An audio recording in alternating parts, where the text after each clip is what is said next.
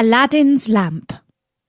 Hello, this is Natasha, and Prince Bertie has asked me to tell you a story from a book called The 1001 Arabian Nights. The stories in this book were first told over 1,000 years ago in Persia by a very clever woman called Scheherazade. The king wanted to cut off her head, but every night she kept him fascinated by telling him a story and leaving it in a very exciting place so that he would want to find out what happened next. Eventually he forgot his evil intentions, and she kept her head. And this is one of her stories. It's called Aladdin's Lamp. A long time ago, in Persia, a poor boy called Aladdin was playing with his friends in the streets of his city. A stranger came up to him and asked him if he was not the son of Mustafa the tailor. "I am, sir," replied Aladdin, "but he died a long while ago."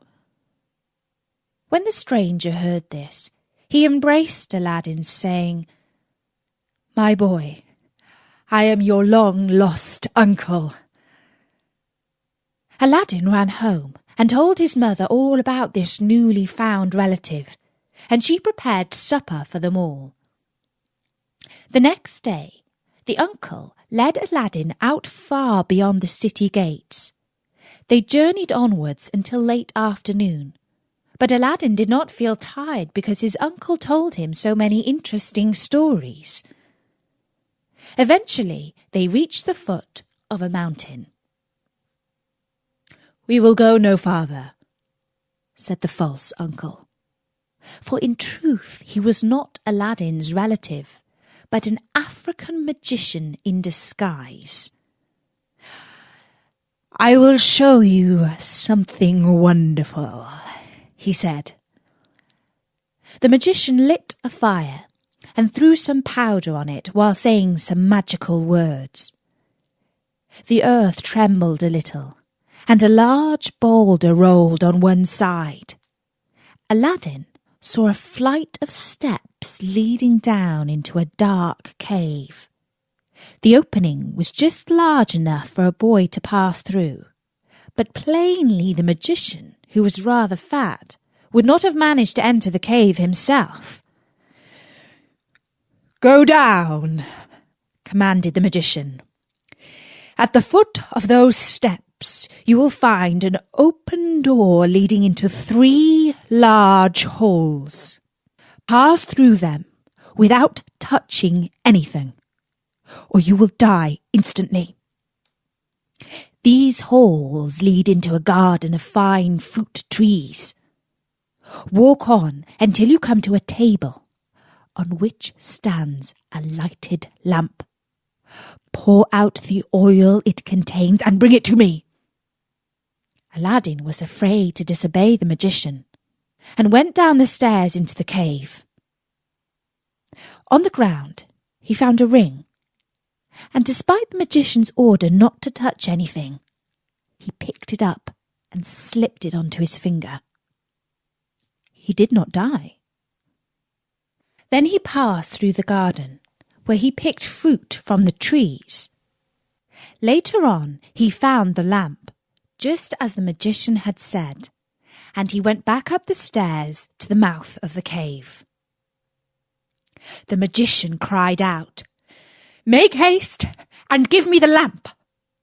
But Aladdin saw through this trick and understood that as soon as he handed over the lamp, the magician would replace the stone and he would be shut inside the cave, never to leave. And so Aladdin called out, "Let me out first, and only then will I give you the lamp." The magician flew into a terrible rage, and throwing some more powder onto the fire, he said some more magic words, and the stone rolled back into its place.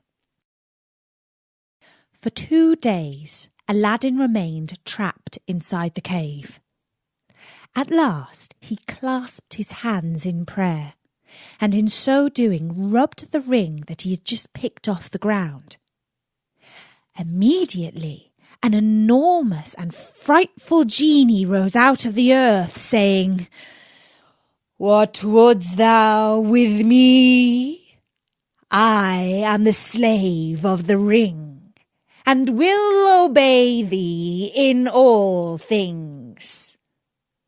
Aladdin fearlessly replied, "Deliver me from this place." Whereupon the earth opened up, and he found himself back at home. "Alas, child," said his mother when she noticed him, "I have nothing to eat in the house. We will go hungry again tonight." Aladdin soothed her, saying that he would sell the lamp to get some money for food. As it was very dirty, his mother began to rub it, that it might fetch a higher price. Instantly, a hideous genie appeared and asked what she would have. She fainted away, but Aladdin, snatching the lamp, said boldly, "Fetch me something to eat." The genie returned with a silver bowl, 12 silver plates containing rich meats, 2 silver cups, and 2 bottles of wine. Aladdin's mother, when she came to, said, "Where did you get this splendid feast?" "Ask not, but eat," replied Aladdin. One day, the Sultan, who ruled the city, ordered that everyone was to stay at home and close his shutters, while the princess, his daughter, went to and from the bath. Aladdin was seized by a desire to see her face, which was very difficult, as she always went veiled. He hid himself behind the door of the bath and peeped through a chink. The princess looked so beautiful that Aladdin fell in love with her at first sight. He went home and told his mother that he loved the princess so deeply that he could not live without her. His mother burst out laughing, but Aladdin at last persuaded her to go to the Sultan and request his daughter's hand in marriage for her son. She fetched a napkin and laid in it the magic fruits from the enchanted garden, which sparkled and shone like the most beautiful jewels. She took these with her to please the Sultan. After waiting several days at the palace, she was admitted to see him. She threw herself down at the foot of the throne and waited for several minutes until the Sultan said to her, "Rise, old woman, and tell me what you want." She hesitated, then told him of her son's love for the princess, only at last remembering to open the napkin that contained the magic jewels. When the Sultan saw this wonderful present, he was thunderstruck, and turning to his chief adviser, the Grand Vizier, he said, "Ought I not to give the princess to one who values her at such a price?" The vizier, who was hoping that his own son would marry the princess, begged the Sultan to delay the wedding for 3 months, during which time he hoped to make him a richer present. Aladdin waited patiently for his wedding in 3 months' time. But after 2 months, his mother, going into the city to buy oil, found everyone rejoicing, and asked what was going on. "Do you not know," was the answer, "that the son of the Grand Vizier is to marry the Sultan's daughter tonight?" Aladdin was stunned when he heard the news, but presently he took down the lamp and rubbed it. The genie of the lamp appeared, saying, "What is thy will?" Aladdin replied, The Sultan has broken his promise to me, and the vizier's son is to marry the princess. My command is that you bring me the princess here, so that the scoundrel can't have her." "Your wish is my command," said the genie, and in an instant the princess was sitting in Aladdin's room, still wearing her wedding dress. He told her not to be afraid, but she was utterly confused and quite terrified. The next morning, the genie took her back to the palace. The princess told her mother how she had been carried by magic to some strange house. Her mother did not believe her in the least, and the Sultan ordered that the wedding should take place that evening instead. The following night, exactly the same thing happened. The Sultan was furious and even considered having his daughter's head cut off. He summoned the vizier's son. "Plainly, my daughter is hiding from you," he said. "Do you still wish to marry her?" "Well," said the young man, who was very proud and arrogant, "if the princess does not obey her father, the great Sultan, what hope is there that she will make me a good wife? I give up my claim over her.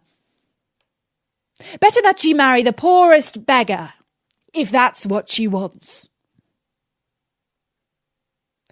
When the 3 months were over, Aladdin sent his mother to remind the Sultan of his promise. She stood in the same place as before, and the Sultan, on seeing her poverty, felt less inclined than ever to keep his word. The vizier had advised him to set so high a value on the princess that no man living could come up to it. The Sultan then turned to Aladdin's mother, saying, "Good woman, a sultan must remember his promises, and I will remember mine. But your son must first send me 40 basins of gold full of jewels. Tell him that I await his answer." When he heard this, Aladdin summoned up his genie, and soon 80 slaves, splendidly dressed, were awaiting in the alleyway outside his house. The slaves were carrying 40 golden basins, brimming with jewels. Aladdin mounted his horse and passed through the streets, the slaves strewing gold as they went. When the Sultan saw him, he came down from his throne, embraced him, and led him into a hall where a great feast was spread, intending to marry him to the princess that very day. But Aladdin refused, saying, "I must build a palace fit for her," and took his leave. Once home, he said to the genie, "Build me a palace of the finest marble, with 24 windows set with jasper, agate, and other precious stones." At night, the princess said goodbye to her father and set out for Aladdin's palace, with his mother at her side and followed by the 100 slaves. She was charmed at the sight of Aladdin, who ran to receive her. "Princess," he said, "blame your beauty for my boldness, if I have displeased you." After the wedding had taken place, Aladdin led her into the hall, where a feast was spread, and she supped with him, after which they danced until midnight. But far away in Africa, the magician remembered Aladdin, and by his magic arts discovered that instead of perishing miserably in the cave, he had escaped and had married a princess. He travelled night and day until he reached the city of Persia, where Aladdin lived. Half mad with rage, he was determined to get hold of the lamp, and again plunge Aladdin into the deepest poverty. Unluckily, Aladdin had gone a-hunting for 8 days, which gave the magician plenty of time. He bought 12 copper lamps, put them into a basket, and went to the palace, crying, "New lamps for old!" Followed by a jeering crowd, laughing to see an old fool trying to exchange fine new lamps for old ones. One of the palace slaves said to the princess, "There's an old lamp on the cornice there which he can have." Now this was the magic lamp, which Aladdin had left there, as he could not take it out hunting with him. The princess, not knowing its value, went and said to the magician, "Give me a new lamp for this." He snatched it amid the jeers of the crowd. Little he cared. He went out of the city gates to a lonely place, where he pulled out the lamp and rubbed it. The genie appeared, and at the magician's command carried him, together with the palace and the princess in it, to far-off Africa. Next morning, the Sultan looked out of his window toward Aladdin's palace and rubbed his eyes. It was gone. The vizier put the strange disappearance of the palace and his daughter down to black magic, and the Sultan believed him. He sent 30 men on horseback to fetch Aladdin in chains. "False wretch," said the Sultan, "where is my palace and my daughter?" Aladdin had no answer, but begged to be given 40 days to discover the cause of the disaster. This the Sultan granted. For 3 days Aladdin wandered about like a madman, asking everyone what had become of his palace, but they only laughed or pitied him.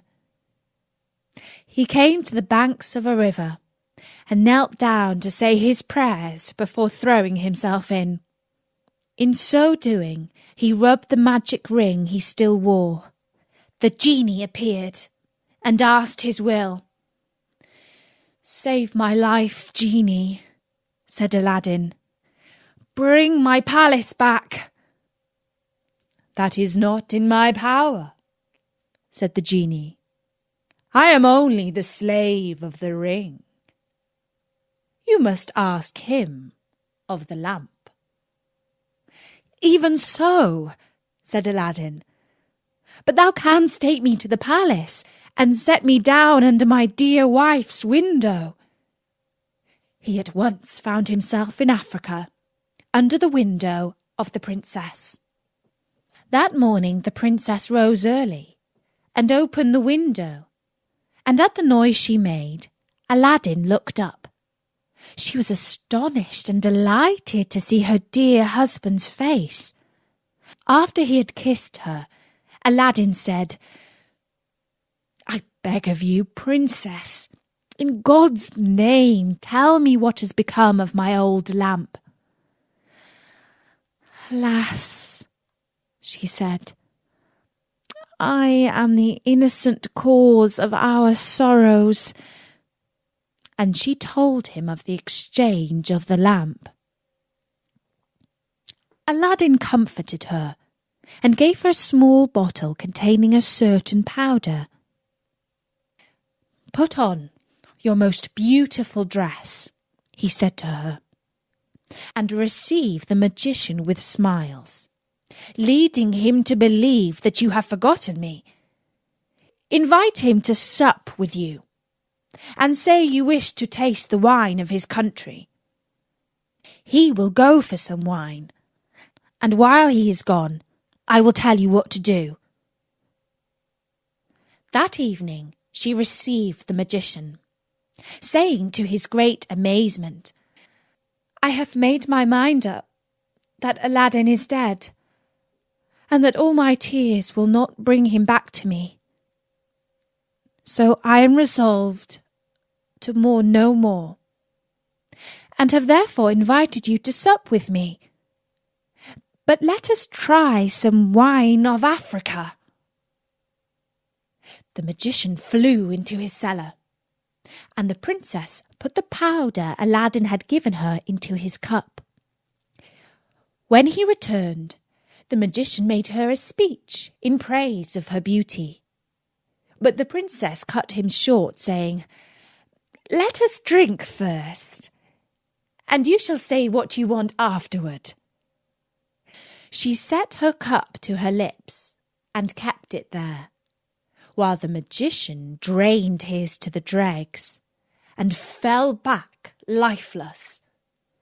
Aladdin came into the room, went to the dead magician, took the lamp out of his clothes, and bade the genie carry the palace and all in it back to Persia. This was done in an instant. The Sultan, who was sitting in his chamber mourning for his lost daughter, happened to look up and rubbed his eyes, for there stood the palace as before. He hastened to it, and Aladdin received him with the princess at his side. He told him what had happened, and showed him the dead body of the magician, that he might believe. A 10-days feast was proclaimed, and it seemed as if Aladdin might now live the rest of his life in peace. But it was not to be. The African magician had a younger brother, who was, if possible, more wicked and cunning than himself. He travelled to Persia to avenge his brother's death, and disguised himself in skirts and veils, so that he looked exactly like a famous holy woman called Fatima.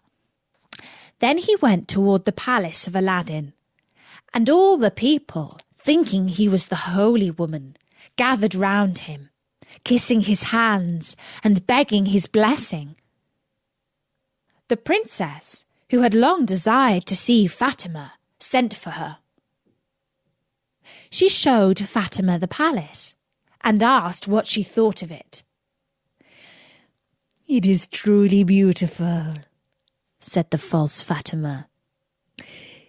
"In my mind it wants but one thing." "And what is that?" said the princess. "If only a roc's egg," replied he, "were hung up from the middle of this dome, it would be the wonder of the world." After this, the princess could think of nothing but the roc's egg. And when Aladdin returned from hunting, he found her in a very ill mood. She told him that all her pleasure in the hall was spoilt for the want of a roc's egg hanging from the dome. "If that is all," replied Aladdin, "you shall soon be happy." He left her and rubbed the lamp, and when the genie appeared, commanded him to bring a roc's egg. The genie gave such a loud and terrible shriek that the hall shook. "Wretch!" he cried. "Is it not enough that I have done everything for you, but you must command me to bring my master and hang him up in the midst of this dome? You and your wife and your palace deserve to be burned to ashes. But that this request does not come from you, but from the brother of the African magician whom you destroyed. He is now in your palace disguised as the holy woman. He it was who put that wish into your wife's head. Take care of yourself, for he means to kill you." So saying, the genie disappeared. Aladdin went back to the princess, saying his head ached, and requesting that the holy Fatima should be fetched to lay his hands on it. But when the magician came near, Aladdin, seizing his dagger, pierced him to the heart. "What have you done?" cried the princess. "You have killed the holy woman." "Not so," replied Aladdin, "but a wicked magician," and told her of how she had been deceived. After this, Aladdin and his wife lived in peace. He succeeded the Sultan when he died, and reigned for many years, leaving behind him a long line of kings. And that was the story of Aladdin's lamp from the 1001 Arabian Nights. Bertie says that if I keep on telling stories as good as that one, he might forget to cut my head off too. Well, thanks, Bertie. As you probably know, you can find more of my stories at storynori.com. I'll be back soon. Until then, from me, Natasha, bye-bye!